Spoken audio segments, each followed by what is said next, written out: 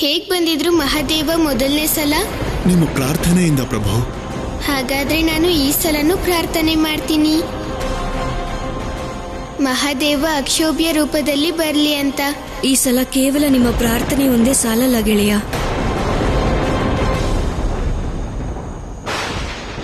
ನಾನು ಮತ್ತೇನ್ ಮಾಡ್ಬೇಕು ಗೆಳತಿ? ಮಹಾದೇವನ ಅಕ್ಷೋಭ್ಯ ರೂಪದಲ್ಲಿ ಪಡ್ಕೊಳ್ಳೋದಕ್ಕೆ ನಿಮ್ಮ ಶಿರದಲ್ಲಿ ಚಂದ್ರ ಇದೆಯಲ್ಲ, ಅದರ ಪ್ರಾಣಶಕ್ತಿಯ ಅವಶ್ಯಕತೆನೂ ಇದೆ. ನನ್ನ ಶಿರದಲ್ಲಿರೋ ಚಂದ್ರನ, ಅದರಲ್ಲೂ ಪ್ರಾಣಶಕ್ತಿ ಇದೆಯಾ? ಹೌದು ಗೆಳೆಯ, ಸೂರ್ಯನಿಗೆ ಪ್ರಾಣಶಕ್ತಿ ಇರೋ ಹಾಗೆ ನಿಮ್ಮ ಚಂದ್ರನಲ್ಲೂ ಕೂಡ ಪ್ರಾಣಶಕ್ತಿ ಇದೆ. ಆದ್ರಿಂದ ನಿಮ್ಮ ಪ್ರಾರ್ಥನೆಯ ಜೊತೆ ಜೊತೆಗೆ ನಿಮ್ಮ ಚಂದ್ರನ ಪ್ರಾಣಶಕ್ತಿಯ ಅವಶ್ಯಕತೆ ಕೂಡ ನಮಗಿದೆ. ಎರಡೂ ಸಂಯುಕ್ತ ರೂಪದಲ್ಲಿದ್ದಾಗ ಮಾತ್ರ ಮಹಾದೇವನ ಅಕ್ಷೋಭ್ಯ ರೂಪ ಪ್ರಕಟ ಆಗೋದು. ನಾನೀಗ ಅದೇ ರೀತಿ ನಿಮ್ಗೆ ಸಹಾಯ ಮಾಡ್ತೀನಿ ಗೆಳತಿ. ಆಗ ಮಹಾದೇವನ ಅಕ್ಷೋಭ್ಯ ರೂಪ ಖಂಡಿತ ಪ್ರಕಟ ಆಗುತ್ತೆ.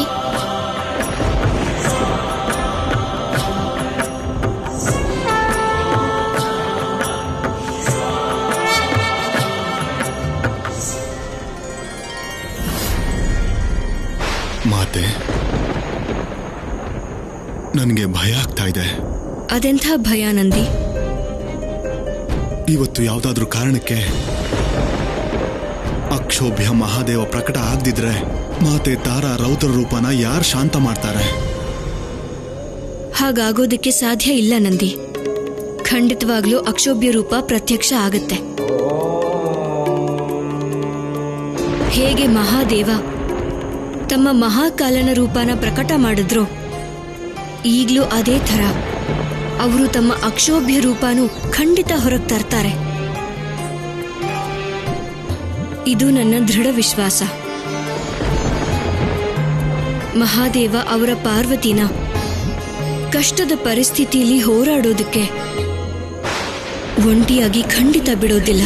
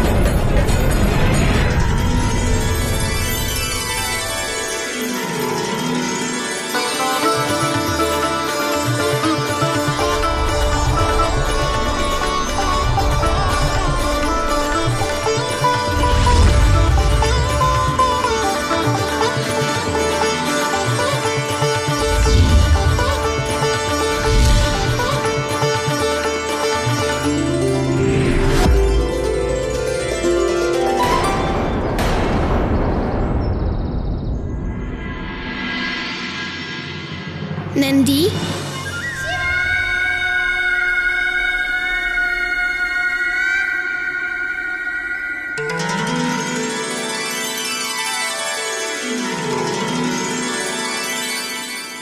ಎಲ್ಲ ಕಡೆ ಸೂರ್ಯನ ಬೆಳಕು ಕಾಣ್ತಾ ಇದೆ. ಇದು ಅಕ್ಷೋಭ್ಯ ಮಹಾದೇವ ಪ್ರತ್ಯಕ್ಷ ಆಗ್ತಿರೋ ಪರಿಣಾಮನ? ಹೌದು ಪ್ರಭು. ಅದರಿಂದಾನೆ ಸೂರ್ಯದೇವ ತನ್ನ ಪೂರ್ಣ ಬೆಳಕನ್ನ ಹೀಗೆ ಇಷ್ಟು ಪ್ರಕಾಶಮಾನವಾಗಿ ಕೊಡ್ತಿದ್ದಾನೆ. ನಂದಿ, ಗೆಳತಿನೂ ತಾರಸ್ವರೂಪದಲ್ಲಿ ಬಂದಿದ್ರ? ಹೌದು ಪ್ರಭು, ಆದರೆ ಮಾತೆ ಈಗ ಇಲ್ಲಿಲ್ಲ.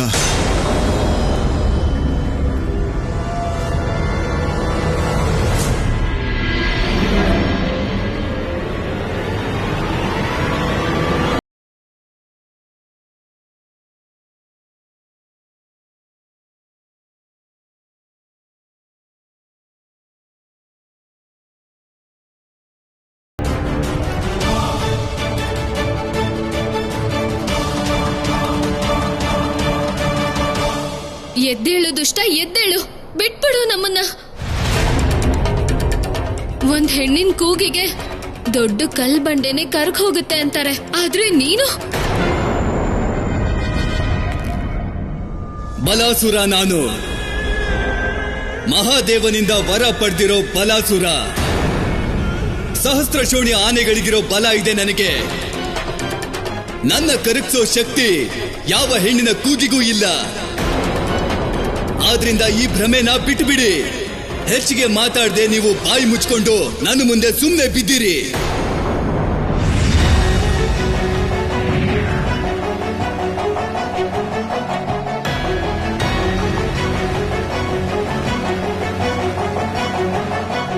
ಒಂದು ಸಂಕಷ್ಟ ದೂರ ಆಯ್ತು, ಆದ್ರೆ ಇನ್ನೊಂದು ಎದುರಾಗಿದೆ. ನೀವು ಯಾವ ಸಂಕಷ್ಟದ ಬಗ್ಗೆ ಮಾತಾಡ್ತಾ ಇದ್ದೀರಾ ದೇವಿ ಲಕ್ಷ್ಮಿ? ದೇವಿ ಪಾರ್ವತಿ ತಾರಾ ಸ್ವರೂಪದಿಂದ ಇದ್ದಕ್ಕಿದ್ದ ಹಾಗೆ ಅಂತರ್ಧಾನ ಆಗಿರೋ ಸಂಕಷ್ಟ.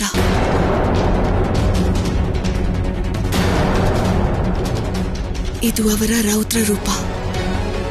ಅದು ಶಾಂತ ಆಗದೆ ಹೀಗೆ ತಕ್ಷಣ ಅಂತರ್ಧಾನ ಆಗಿದೆ. ಹಾಗಾದ್ರೆ ಅದರ ಅರ್ಥ ಏನು? ಯಾವುದೋ ಅಸುರ ಶಕ್ತಿಯ ನಾಶ.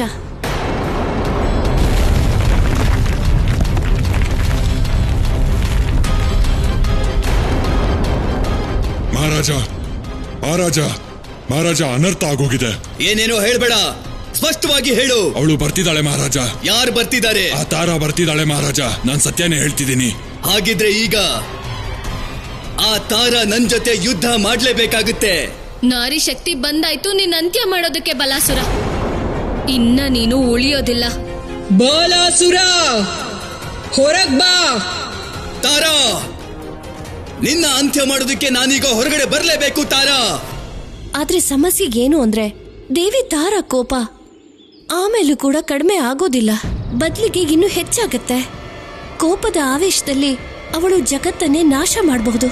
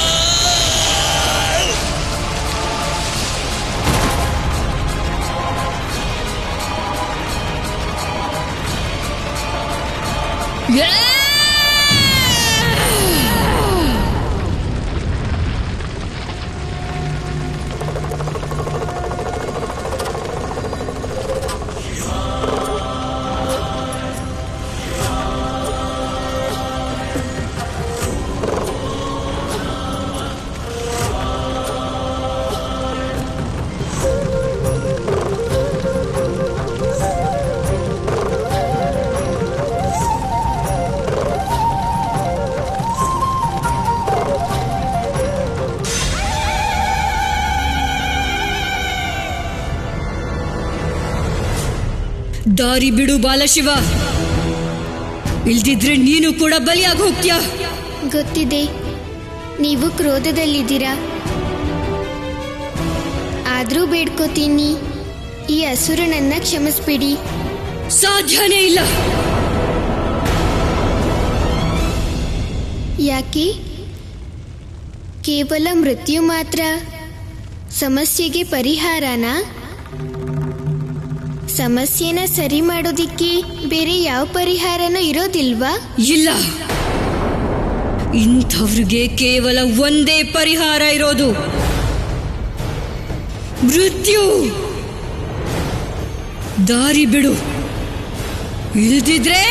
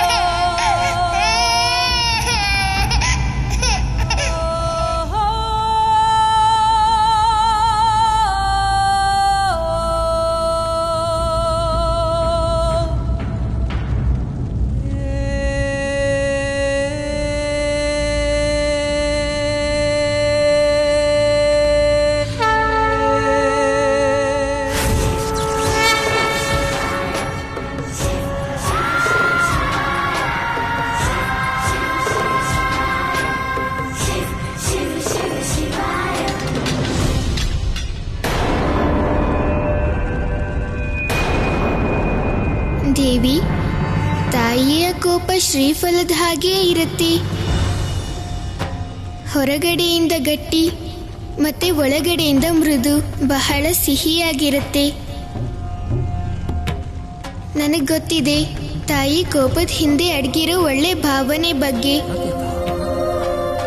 ಅವ್ರ ಕೋಪ ಸದಾ ಮಕ್ಕಳಿಗೆ ಒಳ್ಳೇದಾಗ್ಲಿ ಅನ್ನೋದಕ್ಕೆ ಮಾತ್ರ ಇರುತ್ತೆ. ಈ ಅಸುರನು ನಿಮ್ಮ ಮಗನೇ.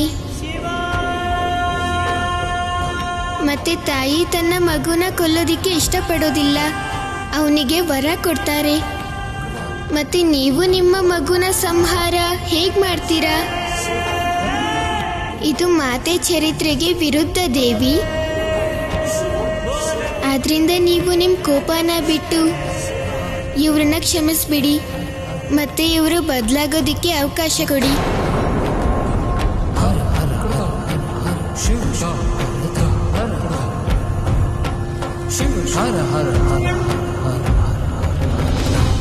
ಇದು ಸತ್ಯನೇ, ನಿಮ್ಮ ವ್ಯಕ್ತಿತ್ವದಲ್ಲಿ ತಮೋಗುಣಿ ಹೆಚ್ಚಾಗಿದೆ. ಆದ್ರೆ ತಮೋಗುಣಿ ಇರೋದ್ರ ಅರ್ಥ ಏನು ಅಂತ ಅಂದ್ರೆ ನೀವು ಆಚಾರಹೀನ ಆಗೋದಲ್ಲ, ವಿಚಾರಹೀನನೂ ಆಗಬಾರ್ದು. ಸ್ತ್ರೀ ಗೌರವನ ಮರಿಬಾರ್ದು. ಸ್ತ್ರೀ ಜನನಿ ಆಗಿರ್ತಾಳೆ, ಮತ್ತೆ ಜನನಿಗೆ ಖುಷಿ ಪಡಿಸೋದು ತಮೋಗುಣಿ, ರಜೋಗುಣಿ ಮತ್ತೆ ಸತೋಗುಣಿ, ಇದೆಲ್ಲಾದ್ರೂ ಧರ್ಮ ಆಗಿರುತ್ತೆ. ಆದ್ರಿಂದ ಅವರನ್ನ ಬಿಟ್ಬಿಡು. ಅವರಿಗೆ ಹಿಂಸೆ ಕೊಡೋದನ್ನ ಬಿಟ್ಟು ಧರ್ಮದ ದಾರಿಲಿ ನಡಿ. ನನ್ನನ್ನ ಕ್ಷಮಿಸ್ಬಿಡಿ ಮಾತೆ.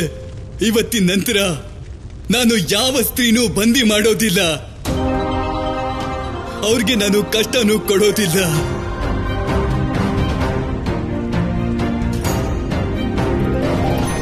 ನನ್ನ ರೌದ್ರ ರೂಪದಲ್ಲೂ ಕ್ಷಮೆ, ಕರುಣೆ, ಮಮತೆ ಭಾವ ಹುಟ್ಟಿಸೋದಕ್ಕಾಗೋದು ಕೇವಲ ನಿಮಗೆ ಮಹಾದೇವ. ನಿಮ್ಮ ಈ ಬಾಲ ರೂಪಕ್ಕೆ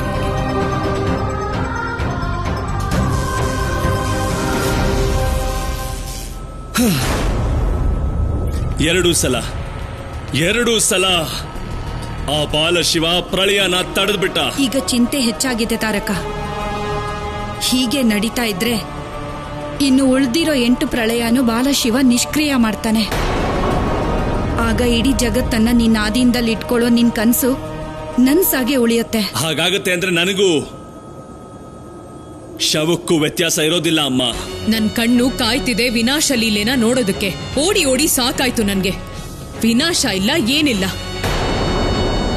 ಹೇಳ್ಕೊಳ್ಳೋದಕ್ಕೆ ನನ್ನಣ್ಣ ತ್ರಿಲೋಕವನ್ನ ಜಯಿಸ್ತವನು, ಅಜೇಯ ತಾರಕ.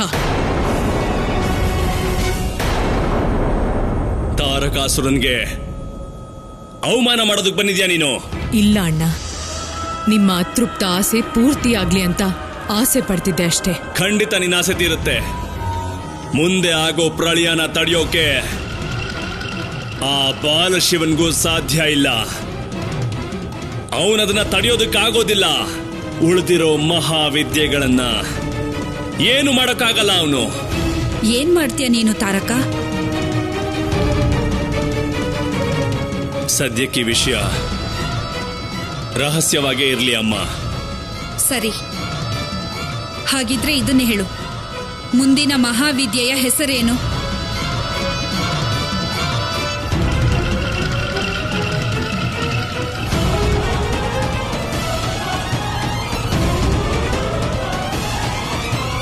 ಷೋಡಶಿ. ಹೌದು ಪ್ರಭು, ಇದೇ ಹೆಸರು 3ನೇ ಮಹಾವಿದ್ಯೆಗೆ, ಮಾತೆ ಷೋಡಶಿ. ಈ ಮಹಾವಿದ್ಯೆಯಲ್ಲೂ ಮಹಾದೇವನ ಪಾತ್ರ ಇರಬಹುದಲ್ವ ನಂದಿ? ಹೌದು ಪ್ರಭು, ಬಹಳ ಮುಖ್ಯವಾದ ಪಾತ್ರ ಇತ್ತು ಮಹಾದೇವನಿಗೆ. ಯಾವ ಸ್ವರೂಪದಲ್ಲಿದ್ರು ಮಹಾದೇವ ಈ ಮಹಾವಿದ್ಯೆಯಲ್ಲಿ?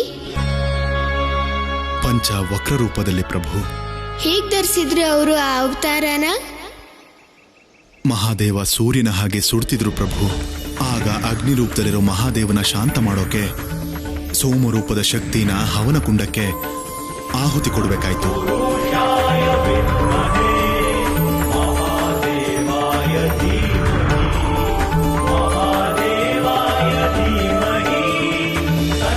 ಆಗ ಉಗ್ರ ಮಹಾದೇವ ಶಾಂತನಾಗಿ ಪಂಚ ವಕ್ರ ರೂಪದಲ್ಲಿ ಪ್ರತ್ಯಕ್ಷರಾದ್ರು ಪ್ರಭು. ಇದೇ ಆ ಕಥೆ. ಅಕ್ಷೋಭ್ಯ ಮಹಾದೇವನ ಪಂಚವಕ್ರ ರೂಪ ಹೀಗೆ ಆಗಿದ್ದು. ಷೋಡಶಿಗೆ 4 ಕೈ ಇದೆ. ಒಂದು ಕೈಯಲ್ಲಿ ಧನಸ್ಸು, 2ನೇದರಲ್ಲಿ ಪಾಶ, 3ನೇದರಲ್ಲಿ ಅಂಕುಶ, ಮತ್ತಿವರ 4ನೇ ಕೈ ಲೋಕ ಕಲ್ಯಾಣಕ್ಕಾಗಿ ಇರೋದು. ಮಹಾದೇವನ ರೂಪನು ವರ್ಣನೆ ಮಾಡಿ. ಹೌದು ಪ್ರಭು, ಮಹಾದೇವನಿಗೆ 5 ಮುಖ ಇತ್ತು ಮತ್ತು 10 ಕೈಗಳು. ಆ ಪಂಚವಕ್ರ ಮಹಾದೇವನ 5 ಮುಖದ ಹೆಸರು ಈ ರೀತಿ ಇದೆ. ಮೊದಲನೇ ಮುಖ ತತ್ಪುರುಷ, 2ನೇದು ಷಡ್ಯೋಜಾತ, 3ನೇದು ವಾಮದೇವ, 4ನೇದು ಅಘೋರ ಮತ್ತು 5ನೇದು ಈಶಾನ ಅನ್ನೋ ಹೆಸರಿಂದ ಪ್ರಸಿದ್ಧ. ಅಂದ್ರೆ ಈ 5 ಮಹಾದೇವನ ಹೆಸರಿನ ಹಾಗೆ ಅವರ ಬಣ್ಣನೂ ಬೇರೆ ಇತ್ತ ನಂದಿ? ಹೌದು ಪ್ರಭು, ಆ 5 ಮಹಾದೇವರ ಬಣ್ಣ ಕ್ರಮ ಪ್ರಕಾರವಾಗಿ ಈ ರೀತಿ ಇತ್ತು: ಹಸಿರು, ಕೆಂಪು, ಬಿಳಿ, ನೀಲಿ ಮತ್ತು ಹಳದಿ. ಮಹಾದೇವ ಅವರ 10 ಕೈಯಲ್ಲಿ ಏನ್ ಹಿಡ್ದಿರ್ತಾರೆ ನಂದಿ? ಮೊದಲನೇ ಹಸ್ತ ಅಭಯ ಮುದ್ರೆಗೆ, 2ನೇದು ಉಳಿ, 3ನೇದು ಶೂಲ, 4ನೇದು ವಜ್ರ, 5ನೇದರಲ್ಲಿ ಪಾಶ, 6ನೇದರಲ್ಲಿ ಖಡ್ಗ, 7ನೇ ಹಸ್ತದಲ್ಲಿ ಅಂಕುಶ, 8ನೇದರಲ್ಲಿ ಘಂಟೆ, 9ನೇದರಲ್ಲಿ ನಾಗ ಮತ್ತು 10ನೇ ಹಸ್ತ ಅಗ್ನಿಯ ಸ್ವರೂಪ ಪ್ರಭು. ಅದ್ಭುತ ಸ್ವರೂಪ.